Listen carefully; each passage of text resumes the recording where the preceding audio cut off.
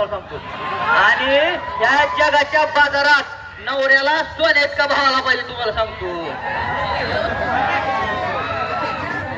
अहो माणूस जन्मल्यावर मोठा होतो आणि मग त्याचं लगीन करतात.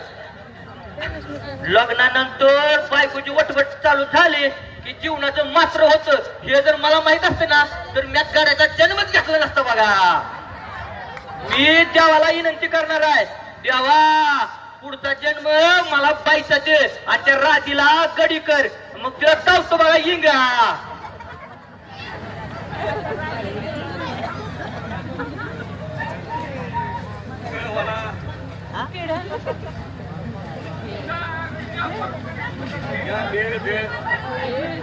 आईला जरा भेळ खातो.